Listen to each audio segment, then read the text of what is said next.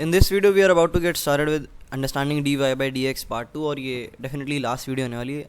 इस वीडियो को देखने के बाद और कोऑर्डिनेट के कुछ बेसिक लेक्चर्स देखने के बाद आप AOD पढ़ने के एलिजिबल हो जाते हो।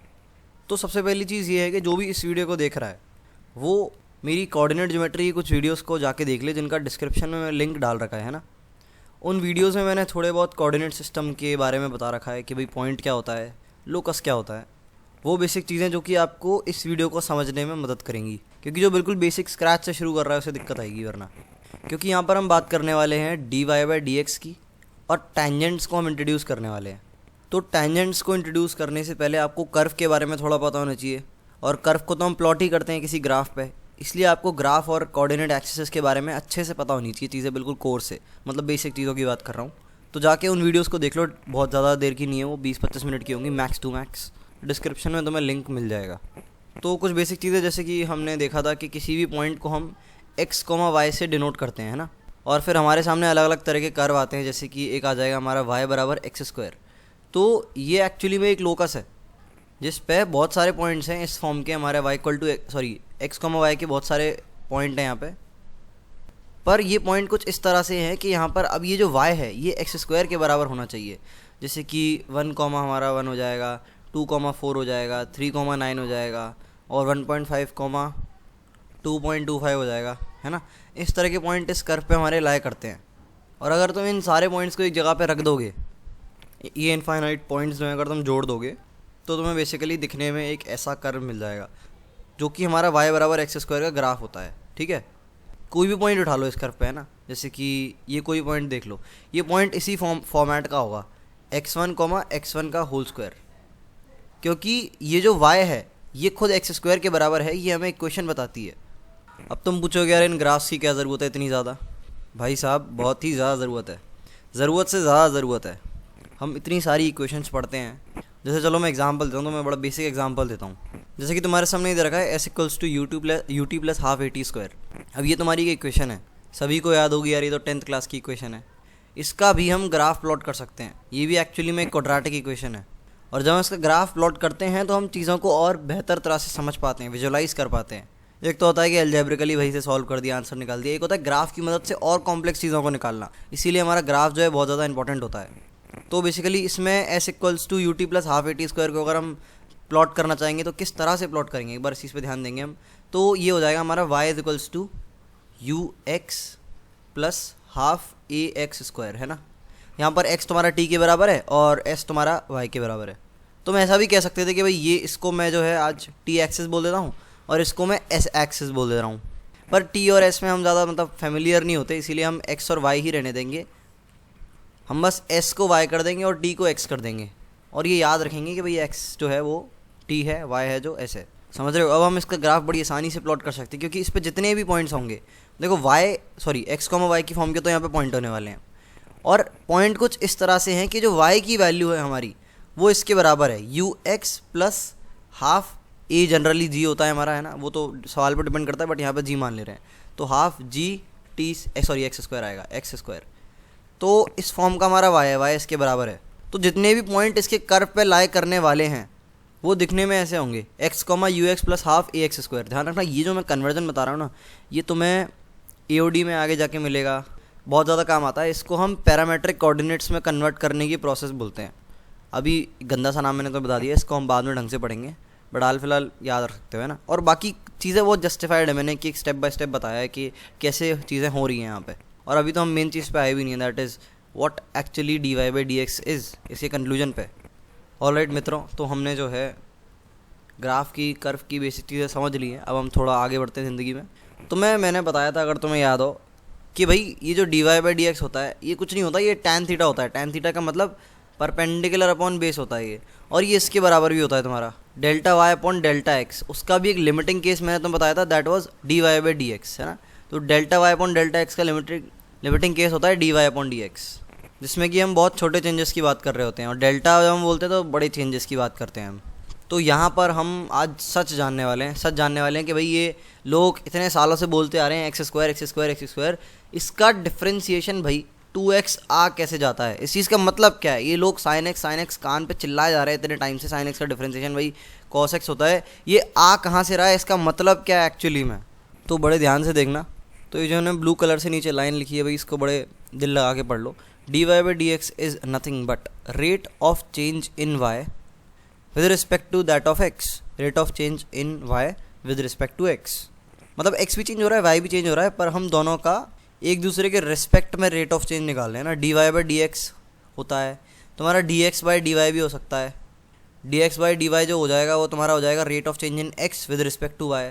तो ये इसको बोलने का तरीका होता है, और जो इंग्लिश लिखी है वो अपने आप में जस्टिफाइड भी है, उनमें समझा भी रही है कि भाई एक्चुअली में इसका क्या मतलब होता है कि भाई y में कितना चेंज हो रहा है as compare to change in x, मतलब x भी चेंज हो रहा है y भी चेंज हो रहा है, पर दोनों एक दूसरे के रिस्पेक्ट में कितना चेंज हो रहे हैं। तुम अगर ध्यान से देखोगे इस कर्व में, मैं अगर इस पॉइंट से इस पॉइंट पे आ जाता हूँ तो हमारा x कोऑर्डिनेट भी चेंज हुआ है, हमारा y कोऑर्डिनेट भी चेंज हुआ है। देख पा रहे हो ध्यान से, देखो इस पॉइंट का मान लो x कोऑर्डिनेट है x1, y1 और इसका है x2, y2। और अब तुमसे ये लोग बोल रहे हैं कि भाई तुम ना हमें कैलकुलेट करके बताओ delta y upon delta x। तो तुम कैसे कैलकुलेट करोगे? तुम सिंपली बोलोगे कि भाई ये जो है तुम्हारा हो जाएगा y2 minus y1 divided by x2 minus x1। कितना आसान है ना। यही तुम्हारा एक्चुअली में dy बाई डी एक्स होता है, पर अलग तरह से थोड़ा, है ना, थोड़ी देर में बताऊंगा। अभी हम डेल्टा का डिस्कशन कर रहे हैं। डेल्टा मतलब बड़ा चेंज हो गया, देख रहे हो कितना ज़्यादा बड़ा चेंज हो गया, कितना ज़्यादा अंतर है इसके बीच में। तो कर्व में हम आगे बढ़े हैं ना, आगे की डायरेक्शन में बढ़े, तो हम x1 से x2 पे आ गए, y1 से y2 पे आ गए, और फिर हमने delta y upon delta x calculate किया, तो भाई ये एक्सप्रेशन आ गया हमारा, कोई दिक्कत नहीं है। थोड़ी सफाई से लिख लेते हैं वैसे। अब तुम बड़े ध्यान से देखना, क्योंकि मैं एक रास का जो है पर्दा करने वाला हूँ फाश। जो हम इतनी देर से बोल रहे थे कि भाई ये जो dy बाई डी एक्स है हमारा, यहाँ पर लिख देते हैं dy बाई डी एक्स, ये हमारा परपेंडिकुलर अपॉन बेस ही है। एक्चुअली में ये भी तुम्हारा परपेंडिकुलर बेस ही है। इसका मतलब ये जो एक्सप्रेशन है ये कोई परपेंडिकुलर है, और ये जो एक्सप्रेशन है ये कोई बेस है किसी ट्रायंगल का। Definitely yes. अब उस ट्रायंगल को हमें ढूंढ के निकालना है। देखो यहाँ पर मैंने तुम्हें पहले से रिज़ल्ट बता दिया था, और उस रिज़ल्ट को हम ढूंढ के निकाल रहे हैं ना। इस चीज़ को एक्चुअली में इन्वेंट करने की प्रोसेस अलग होती है, जो कि मैंने एक वीडियो में एक्सप्लेन करी थी किसी और चैनल पे। अगर अभी भी वो एग्जिस्ट करती होगी तो उसका लिंक मैं डाल दूंगा। तो हम यहाँ पर आ गए थे कि भाई ये तो परपेंडिकुलर है, ये बेस है। अब हमें ट्रायंगल ढूंढ के निकालना है भाई, कहाँ है वो ट्रायंगल, कहाँ है वो रेस्ट में ट्रायंगल जिसका ये परपेंडिकुलर अपॉन बेस है। तो ध्यान से देखते हैं। पहले तो मैं चीज़ों को सफाई से लिख लेता हूँ। ये x1, y1 हटाओ यहाँ से। ध्यान रखना है ना, दिमाग में ध्यान रखना कि ये नीचे वाला x1, y1 है और ऊपर वाला x2, y2 है। अब ध्यान से देखो इस ट्रायंगल को। मैंने इन दोनों पॉइंट्स को ज्वाइन करते हुए पहले तो एक लाइन बनाई। अरे बाप रे, तो खतरनाक लाइन बन गई। एक स्ट्रेट लाइन बनाई है ना। ये जो वाइट वाली लाइन है ये तो कर्व है हमारी। मैं बना रहा हूँ स्ट्रेट लाइन येलो कलर की, जो कि दिखने में लगभग ऐसी होगी, भी थोड़ी टेढ़ी हो गई, बट मानो कि ये स्ट्रेट है। और एक ये ट्रायंगल बनाया मैंने। एक्चुअली में ये ट्रायंगल है जिसकी मैं बात कर रहा था। कैसे भाई, कैसे कैसे कैसे आया ये? इसका कोऑर्डिनेट देखो, x2, y2 था, और इस नीचे वाले ब्लू पॉइंट का है x1, y1। अब तुम अगर ध्यान से देखोगे तो इस ट्रायंगल का जो बेस है, जो येलो वाला ट्रायंगल है उसका जो बेस है, उसकी जो लेंथ है वो तुम्हारी x2 माइनस x1 के बराबर है। मुझे नहीं लगता ये मुझे बताने की ज़रूरत है, क्योंकि ये मैंने भाई साहब कोऑर्डिनेट की वीडियोस में कई बार एक्सप्लेन किया, डिस्टेंस फार्मूला और सेक्शन फार्मूला बताते वक्त। और ये जो येलो वाली लेंथ है ये तुम्हारी हो जाएगी कितनी भाई, येलो पेन लेता हूँ, y2 माइनस y1। अब तुम इन दोनों को डिवाइड कर दो तो तुम्हारा क्या आ जाएगा, इस ट्राइंगल का tan थीटा आ जाएगा। थीटा हम ये मान रहे हैं। समझ पा रहे हो कितनी अमेजिंग चीज़ हमने यहाँ पे क्रैक कर ली, इस ट्राइंगल का tan थीटा। पर ऐसा क्या खास है भाई इस ट्राइंगल में, ध्यान से देखते हैं। तो ये जो सारी चीज़ें हमने साइड में रख दी, अब हम एक और नया कोऑर्डिनेट प्लेन बनाएंगे और उसमें चीज़ों को थोड़ा और बेहतर तरह से समझने की करेंगे कोशिश। तो ये बन गया हमारा नया कर्व, और ये हमारे 2 पॉइंट x1, y1 और x2, y2। और हमने इन दोनों को एक्चुअली में पिछले वाले एग्जाम्पल में यहाँ पर इन दोनों को ज्वाइन करके एक लाइन बनाई थी। तो फिर बना लेते हैं। तो भाई ये लाइन हमने बना ली, और बेसिकली ट्रायंगल कौन सा था हमारा, ये तो भाई हाइपोटेन्यूज वाला पार्ट था जो 2 पॉइंट्स के बीच में, और ये जो था हमारा परपेंडिकुलर था ट्रायंगल का, और ये जो है हमारा बेस था, और ये जो था हमारा थीटा था। अब तुम ध्यान से देखो, ये जो येलो वाली लाइन है इसका जो स्लोप है वो हम बड़ी आसानी से कैलकुलेट कर सकते हैं इस मेथड से। जिन लोगों को नहीं पता स्लोप क्या होता है, स्ट्रेट लाइन की वीडियोस जो हैं उनका डिस्क्रिप्शन में लिंक मिल जाएगा, या फिर मैं छोटा सा भी बता देता हूँ अगर तुम्हें इधर उधर भटकना ना पड़े। देखो हर लाइन को आइडेंटिफाई हम कुछ चीज़ों की मदद से करते हैं, जिसमें से एक चीज़ होती है उसका स्लोप, है ना। लाइन को बनाने के लिए, लाइन को पहचानने के लिए, लाइन को समझने के लिए उसका स्लोप पता होना चाहिए। स्लोप सिंपली कुछ नहीं होता, उस लाइन का एंगल होता है एक्स एक्सिस से। जैसे इस लाइन का कोई एंगल होगा, और ये एक और लाइन बनाता हूँ, इस लाइन का भी कोई एंगल होगा। देखो ये इस लाइन का एंगल होगा, तो तुम्हें लाइन एक्स एक्सिस से कितना एंगल बना रही है ये पता होना चाहिए, तभी तुम लाइन को प्लॉट कर पाओगे, लाइन को समझ पाओगे, लाइन को ग्राफ में इंट्रोड्यूस कर पाओगे। तो सिंपली उस स्लोप की ही बात कर रहे हैं हम यहाँ पे।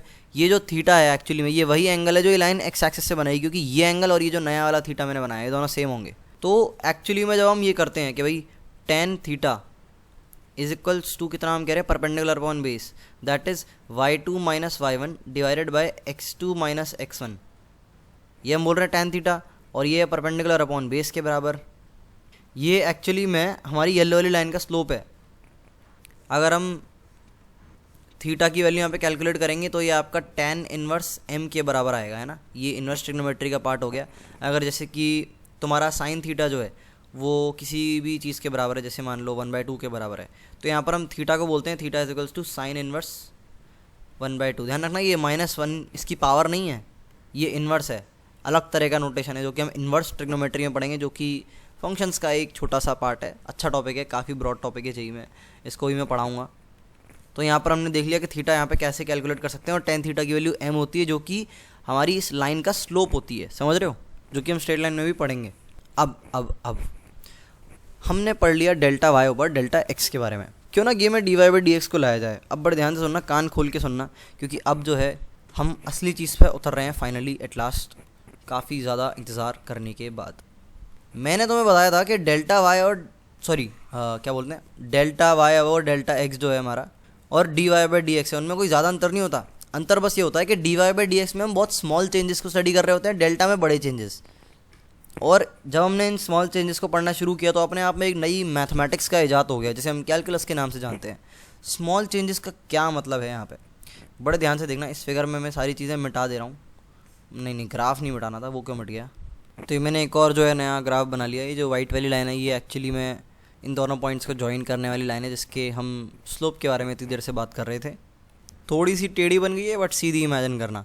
ध्यान से देखना, हम यहाँ पर अब dy/dx की बात करने वाले हैं। ये है अपना small change in y over small change in x। Small change का मतलब ये है, ध्यान से देखना, बड़े ध्यान से देखना, अगर मैं इस x2, y2 को पास लाता जाऊँ, मतलब पीछे की तरफ लाता जाऊँ, और इतना पीछे ले आऊँ, इतना पीछे ले आऊँ कि ये जो है मेरा एक पॉइंट बन जाए जो कि जस्ट आगे वाला पॉइंट है x1, y1 के इस कर्व पे। दोबारा बोलूँगा, x2, y2 को मैं पीछे लाता जाऊँ और इतना पीछे ले आऊँ कि ये मेरा हो जाए जस्ट आगे वाला पॉइंट x1, y1 के। तो इस लाइन की क्या हालत होगी, ये लाइन हमारी देखने में कुछ ऐसी हो जाएगी, है ना, इन दोनों पॉइंट्स को ज्वाइन करती हुई। ये ग्रीन कलर से मैंने जस्ट आगे वाला पॉइंट जो है मार्क कर रखा है, और वाइट कलर से हमारा ये अगला वाला पिछला वाला जो ओरिजिनल पॉइंट है वो है। तो इस ग्रीन पॉइंट को हम बोल देते हैं x2, y2, है ना। तो एक नए पॉइंट के बारे में हम स्टडी कर रहे हैं। पहले कोई और पॉइंट था ना, पहले x2, y2 कोई और पॉइंट था। ध्यान रखना, x2, y2 एक आर्बिटरी पॉइंट लिया, ऐसी कोई भी वैल्यू हो सकती है, बदल सकते हैं इस पॉइंट को हम। तो मैंने बदल के इसको कर दिया जस्ट आगे वाला पॉइंट। समझ रहे हो, जस्ट आगे वाला पॉइंट कैसे कैलकुलेट कर सकते हो तुम, ये तो बड़ी कमाल की चीज़ हो जाएगी। तो क्योंकि हम dy/dx में जस्ट छोटी चीज़ों के बारे में बात कर रहे होते हैं, है ना, बहुत छोटे चेंजेस के बारे में, तो तुम देखोगे अगर हम सेम चीज़ कैलकुलेट करेंगे, परपेंडिकुलर अपॉन बेस जो हम कर रहे थे इतनी देर से, delta y over delta x, अगर कैलकुलेट करेंगे जस्ट आगे वाले पॉइंट के लिए, तो हम बहुत स्मॉल चेंजेस, बहुत छोटे स्तर पर चेंजेस की बात कर रहे हैं। तो जस्ट आगे वाला पॉइंट अगर हम कंसिडर करते हैं यहाँ पे, तो हम बहुत छोटे चेंजेस पे बात कर रहे हैं। ध्यान रखना, इतनी सही चीज़ है ना ये। अभी तुम शुरू कर रहे हो, बस जब तुम एंड कर रहे होगे कैलकुलस, जब अच्छे से समझ चुके होगे, ओडी के साथ डील कर चुके होगे, और मेरी वीडियोस एटलीस्ट मेरी वीडियोस रेगुलरली देख रहे होगे, तो मैं इतनी सही चीज़ें बताने वाला हूँ इसमें, तुम्हारा दिमाग हिल जाना है। तो जस्ट आगे वाला पॉइंट का मतलब ये होता है, जैसे ये अगर तुम्हारा x1 है, इसका कोऑर्डिनेट अगर x1 है, तो इसका कोऑर्डिनेट कितना होने वाला है तुम्हारा, इसका कोऑर्डिनेट होने वाला है तुम्हारा x1 प्लस h। h मतलब दुनिया का सबसे छोटा नंबर, है ना। x1 के जस्ट आगे वाला नंबर क्या होगा, x1 प्लस h। ये h के बारे में हम पहले ही बात कर चुके हैं, जिसने अगर मेरी सारी प्लेलिस्ट, सारी वीडियोस प्रॉपर्ली देखी हैं कोऑर्डिनेट की, और अंडरस्टैंडिंग dy/dx पार्ट 1 देख रखा है, तो समझ आ जाएगा तुम्हें। तो x1 प्लस h जो है वो x1 के जस्ट आगे वाला पॉइंट है, और इस कर्व की इक्वेशन तुम्हें पता ही है, इस कर्व की इक्वेशन है y बराबर x²।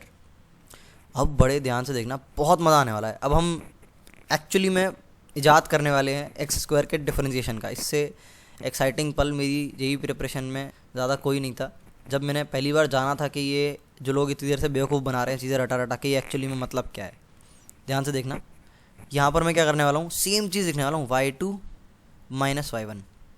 ऑल राइट, अब यहाँ पर देखना, यहाँ पर मैं सेम चीज़ फिर से लिख रहा हूँ x2 माइनस x1, पर इस बार जो x2 है हमारा वो x1 के जस्ट आगे वाला पॉइंट है। इसका मतलब x2 को हम कह सकते हैं भाई तू जो है वो x1 प्लस h के बराबर है। यहाँ लिख रखा है, वैसे मैंने एक बार पहले ही बता दिया था, है ना। जस्ट आगे वाले पॉइंट को स्टडी कर रहे हैं, बहुत स्मॉल चेंजेस को स्टडी कर रहे हैं। तो हमने कहा कि भाई x2 जो है वो जस्ट x1 प्लस h के बराबर है। अगर x2 x1 प्लस h के बराबर है तो हमारा जो y2 हो जाएगा, ध्यान से देखना, वो किसके बराबर हो जाएगा? y2 तो भाई अपना x2 के स्क्वायर के बराबर है ना इस कर्व की इक्वेशन के तहत, क्योंकि y बराबर एक्स स्क्वायर है ये, यानी कि y2 बराबर x2 का स्क्वायर। तो x2 का स्क्वायर कितना हो जाएगा तुम्हारा? पहले तो लिख लेते हैं y2 बराबर x2 का स्क्वायर, और x2 का स्क्वायर कितना हो गया? x1 प्लस h का स्क्वायर। ओ भाई साहब सही है, मज़ा आ रहा है देखने में, काफ़ी इंटरेस्टिंग तो लग रहा है। और जो y1 है तुम्हारा वो किसके बराबर हो जाएगा? तो यार क्लियरली पता है, x1 के स्क्वायर के बराबर है। ये देखो 3 इक्वेशन निकल के आ गई, पहली, दूसरी, तीसरी, इन तीनों को हम यहाँ पर रख देंगे और वैल्यूज़ जो है अपनी कैलकुलेट करने लग जाएंगे। तो भाई करते हैं शुरुआत। कोई अलग पेन लूँ क्या? येलो पेन लेता हूँ चलो, एंड की कैलकुलेशन करने के लिए। y2 की वैल्यू पहले रखूँगा, ये हो जाएगी x1 प्लस h का होल स्क्वायर। ऑलराइट, कोई दिक्कत नहीं है, बिल्कुल सही जा रहे हैं। और इसके बाद आ जाएगा तुम्हारा y1 की वैल्यू x1 का होल स्क्वायर। ठीक है, बढ़िया लग रहा है, देखने में अच्छा लग रहा है। इसके बाद नीचे क्या आ जाएगा? x2 minus x1। x2 की वैल्यू क्या है? x1 plus h। ठीक है, कोई दिक्कत नहीं है। और x1 की वैल्यू तो x1 ही रहने देंगे। तो सारी की सारी चीज़ें हमने x1 के टर्म्स में पुट कर ली।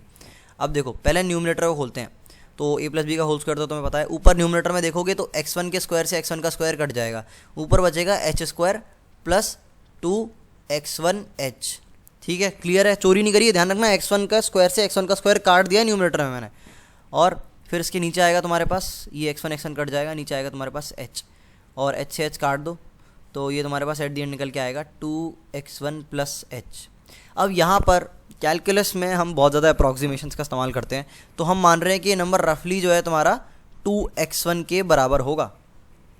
काफ़ी लोगों ने देख लिया होगा कि जो रहस्य में हमें राज निकालना था कि भाई एक्स स्क्वायर का डिफरेंशिएशन 2x कैसे आता है, हम एक्चुअली में निकाल चुके हैं। समझ पा रहे हो क्या हुआ? ये आंसर आ गया तुम्हारा, ध्यान से देखो, एक्स स्क्वायर का डिफरेंशिएशन 2x होता है, ये 2x1 जो है तुम्हारा वही है। तो तुम देख पा रहे हो हमने कैसे इस चीज़ को डिराइव किया।